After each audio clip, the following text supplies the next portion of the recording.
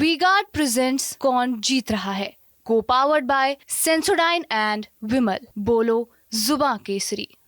करण भूषण सिंह की कहानी क्या है? मैंने 3 से 4 साल प्रोफेशनली रेसलिंग की है। अभी बोलना तो नहीं चाहिए, ऐसी जगह से बिलोंग किया कि गन्स का एक पहले पुराना कल्चर था। पिताजी को टिकट नहीं मिला और आपको मिला। पहली बार आपको कब पता चला? मैं सच बताऊंगा, पिताजी का क्या रिस्पॉन्स रहा? नहीं वो बहुत खुश थे। खुद के मन से राजनीति में आना हुआ या पारिवारिक दबाव था? ये खून में है। ब्रजभूषण शरण सिंह का रिपोर्ट कार्ड क्या है, जनता आपसे मांग रही होगी। 100 आउट ऑफ 100। आप खुद यूथ हैं, युवाओं के लिहाज से क्या? आपके पिता पर जो आरोप लगाए महिला पहलवानों ने, हम लोग को ये पता था प्लांटेड है। आपके पिता सांसद रहे, आपके भाई विधायक हैं, समाजवादी पार्टी के नेता, इसको परिवारवाद भी कह रहे हैं। अभी उनकी क्या सोच है ये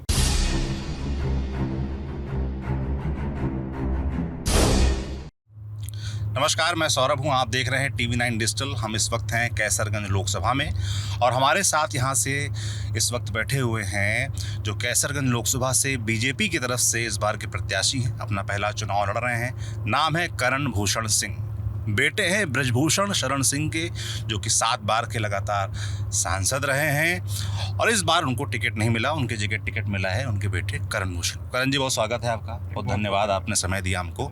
पहला चुनाव है। हाँ। और कैसा अनुभव लग रहा है अभी तक? अभी घूम रहे हैं फील्ड में, कैसा रिस्पॉन्स मिल रहा है?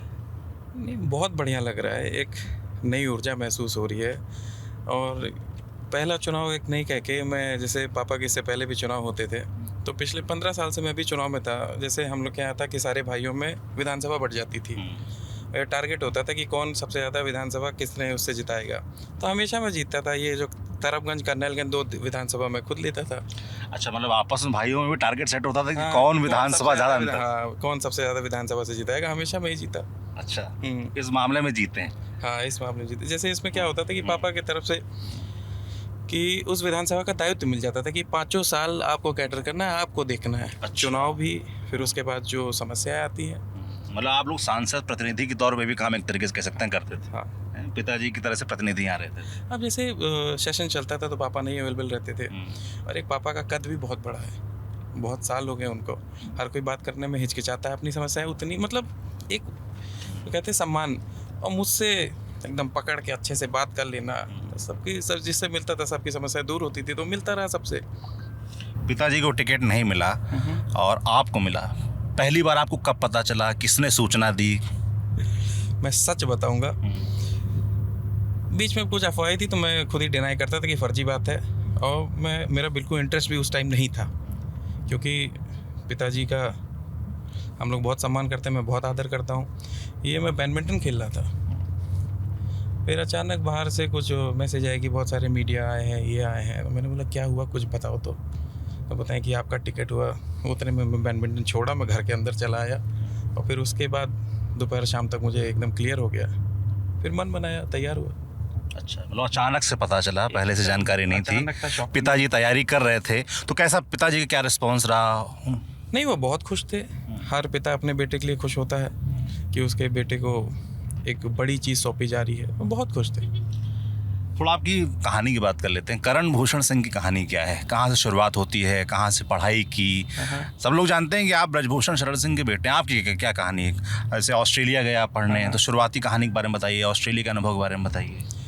देखिए, ऑस्ट्रेलिया में बिजनेस डेवलपमेंट का डिप्लोमा कोर्स करने गया था, लेकिन इन बिटवीन 8 महीने बाद एक डिप्लोमा करके मैं चला आया, क्योंकि एक शायद कह सकते हैं होम सिकनेस, शायद अभी कंफर्म नहीं हूँ, क्योंकि उस टाइम मैं बहुत यंग था।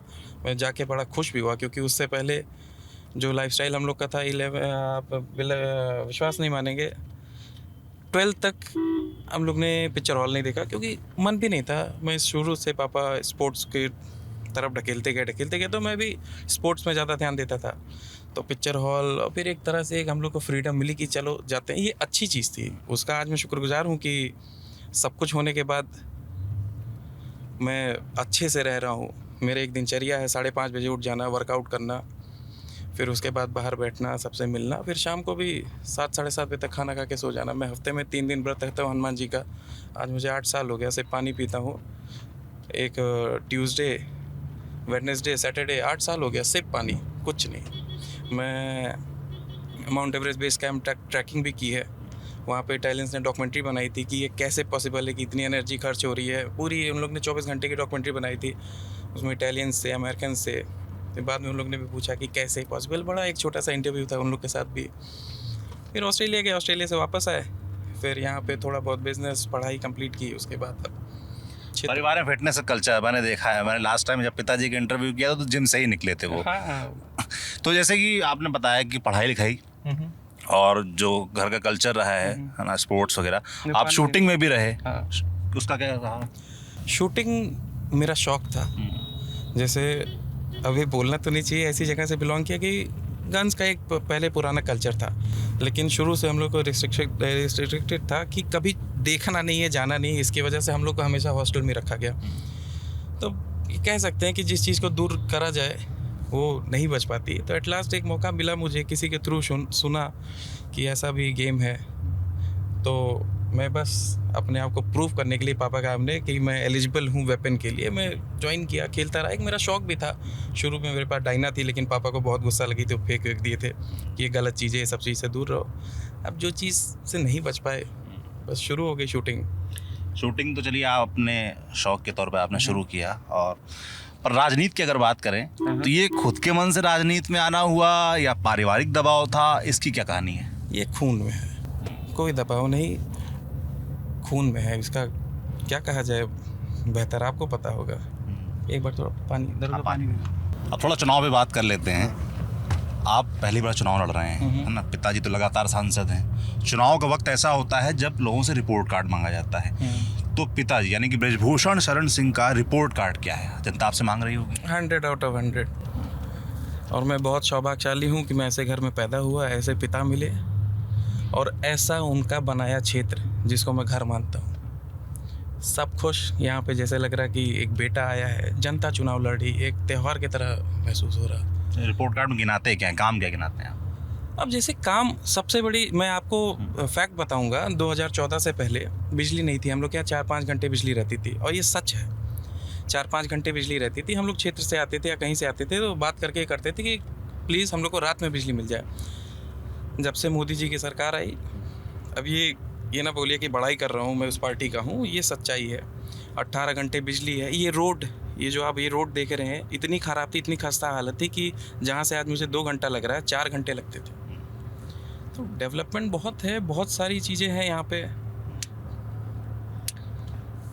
रोड्स बताया आपने, इलेक्ट्रिसिटी बताया, आप खुद यूथ हैं, युवाओं के लिहाज से क्या हुआ है? देखिए, अब युवाओं के लिए बहुत सारी चीज़ें हैं, जैसे जॉब्स आ रही हैं, लेकिन अब ये आप मान सकते हैं कि पॉपुलेशन बहुत है।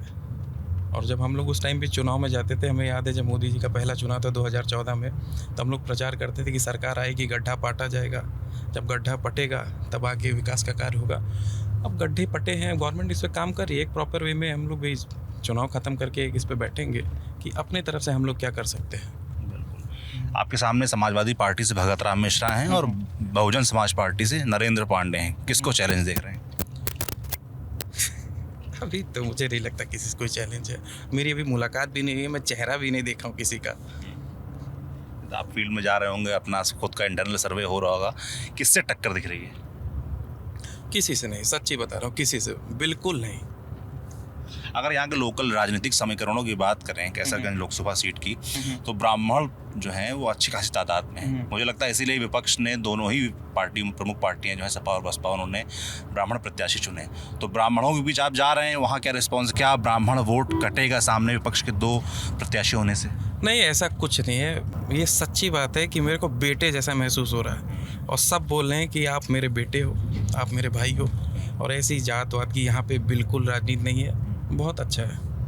आप कुश्ती से भी जुड़ रहे हैं, कुश्ती संघ के आप यूपी के अध्यक्ष भी हैं, पहले करीब 7-8 साल उपाध्यक्ष रहे, तो उसके अनुभव के बारे में बताइए। उससे जुड़ के आपने क्या कुछ किया, क्या काम किए? मैं पहले तो बता दूं कि मैंने 3 से 4 साल प्रोफेशनली रेसलिंग की है। अच्छा। और दुर्भाग्य मान लें कि उस टाइम इतना प्रमोशन इसका था नहीं, उस टाइम अखाड़े थे, मैट नहीं थे।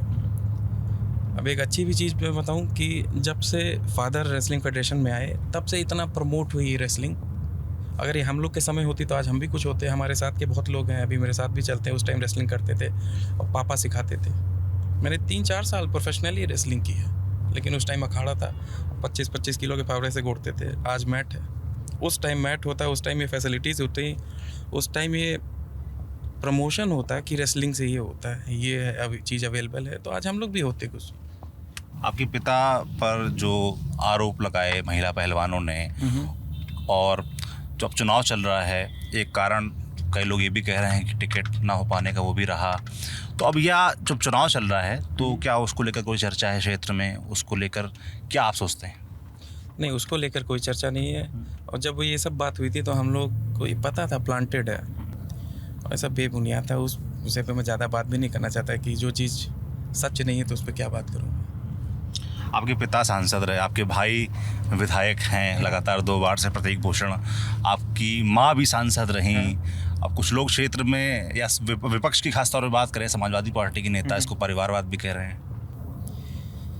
अभी उनकी क्या सोच है ये उसमें नहीं कह सकता, लेकिन मैं 15 साल से एक्टिव राजनीति में हूँ। मेरे भाई की बात कर ले तो वो भी एक्टिव राजनीति में थे, वो अपनी विधानसभा की दावेदारी पेश किए थे, वो कर रहे थे, काम कर रहे थे, क्षेत्र में थे, आई कैंप लगा रहे थे, बुजुर्ग के लिए काम हो रहा था, वो हर चीज़ में थे। तो इसके अगर इसको परिवारवाद कहा जाता है तो ये गलत है। हम लोग एक्टिव राजनीति में रहे हैं, जनता के बीच में रहे हैं, इनके सुख दुख में रहे हैं। जैसे यहाँ पे एक न्योता का बड़ा ट्रेंड है, ट्रेंड नहीं कहेंगे, जैसे इनविटेशन का। हम लोग को एक एक दिन में हर कोई चाहता है कि मेरे घर में मेरे यहाँ का नेता आए, तो एक एक दिन में आप विश्वास नहीं मानेंगे 40-40, 30-30 न्योता। सुबह हम लोग 10 बजे से निकल जाते हैं, 12-12 बजे तक न्योता करते हैं, किसी के मरनी में, किसी के सुख दुख में। हर कोई एक दायित्व की तरह कि जब जनता हमको जिता रही है तो मैं उनके सुख दुख में साथ में रहूं। अब इसी को अगर परिवारवाद कहते हैं तो बात ही खत्म है। करण भूषण सिंह अगर सांसद बनते हैं, चुनाव जीतते हैं, तो क्या उनका प्लान है कैसरगंज को लेकर, इस क्षेत्र को लेकर? क्या 5 बड़े काम आप करने वाले हैं?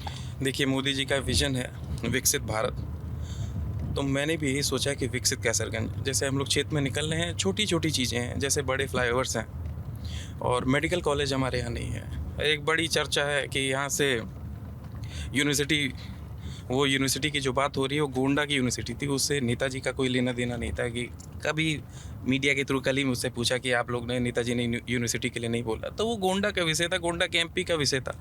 अब हमारा विषय आया है तो हम बात करेंगे, हम देखेंगे। यहाँ पे यूनिवर्सिटी एक चाहिए बढ़िया, यहाँ पे मेडिकल कॉलेज चाहिए, और कुछ बड़े फ्लाईओवर्स हैं, कुछ बड़े मुख्य राजमार्ग हैं, यही सब है। स्पोर्ट्स को लेकर, क्योंकि आप स्पोर्ट्स से जुड़े हुए देखिए, मैं आपको बताता हूँ, मैंने यहाँ पे शूटिंग रेंज बनाई थी, क्योंकि शूटिंग के लिए मुझे जाना पड़ता था, क्योंकि बंदूक चलानी आती थी लेकिन टेक्निक नहीं पता थी।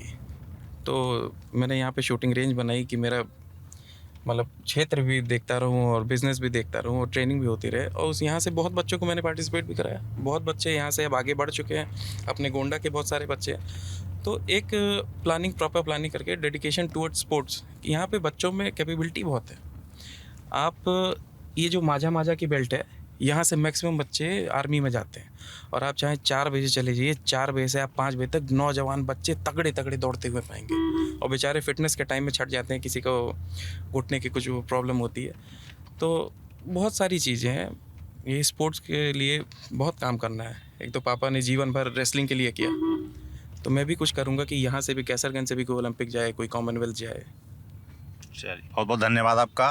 तो ये थे करण भूषण सिंह, तमाम सवालों के जवाब दिए, अपने प्लान को लेकर बताया कि क्या करना चाहते हैं वो कैसरगंज के लिए। ये बातचीत आपको कैसी लगी हमें कमेंट बॉक्स में लिखकर ज़रूर बताएं। देखते रहिए हमारी यात्रा कौन जीत रहा है। शुक्रिया।